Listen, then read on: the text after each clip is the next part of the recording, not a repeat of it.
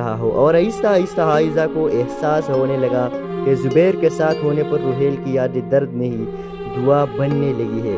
ایک رات جب وہ دونوں گیلری بند کر رہے تھے، زبیر نے کہا، تم جانتے ہو روحیل نے آخری خط میں کیا لکھا تھا؟ عائزہ چونک گئی، نہیں۔ زبیر نے جیب سے ایک کاغذ پرانا نکالا، ہلکی سی مسکراہٹ کے ساتھ بولا، اس نے لکھا تھا، اگر میری خاموشی کبھی کسی کے دل میں رہ جائے تو اسے مت توڑنا بلکہ اس میں اپنی آواز شامل کر دینا۔ عائزہ کی آنکھوں میں نمی آ گئی، اس نے دھیرے سے کہا، شاید اب وقت آ گیا ہے کہ خاموشی بولنے لگے۔ زبیر نے اس کا ہاتھ تھام لیا، کوئی وعدہ نہیں کیا، بس ایک نظر میں وہ سب کچھ کہہ دیا جو کبھی روحیل نے لفظوں میں نہیں کہا تھا۔ اگلے سال گیلری کے سب سے بڑے نمائش ہوئی، خاموش عشق نیا جنم۔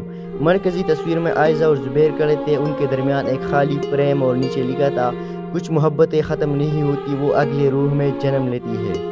روحیل چلا گیا مگر اس کی محبت نہیں۔ زبیر اور عائزہ کی کہانی نے ثابت کر دیا کہ سچی محبت وقت نہیں مانگتی، بس دل کا تسلسل چاہتی ہے۔ 2 ہفتے گزر چکے تھے، عائزہ ہر رات اس تصویر کو دیکھتی تھی، خاموش عشق والے تصویر کو۔ یہ وہی تصویر تھی جو روحیل نے اپنی آخری لمحوں میں اس کے نام کی تھی، اور ہر بار اسے لگتا جیسے روحیل ابھی بھی کہیں نزدیک کھڑا ہے، مسکرا کر کہہ رہا ہے، تمہیں یاد ہوگی وہ باتیں جنہیں ہم نے کبھی مکمل نہیں کیا تھا۔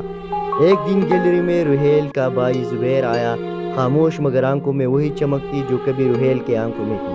زبیر نے کہا، میں اس کی خواب مکمل کرنا چاہتا ہوں مگر تنہا نہیں، کیا تم میرے ساتھ کام کرو گی؟ عائزہ نے لمحہ بھر سوچا، پھر ہلکی سی مسکراہٹ کے ساتھ سر جھکا لیا۔ یہ ایک نیا آغاز تھا مگر دل کے کسی کونے میں روحیل کی یاد اب بھی دھیرے دھیرے سانس لے رہی تھی۔ مہینے گزرنے لگے، وہ دونوں ایک ہی گیلری میں ایک ہی خواب کے پیچھے کام کرنے لگے۔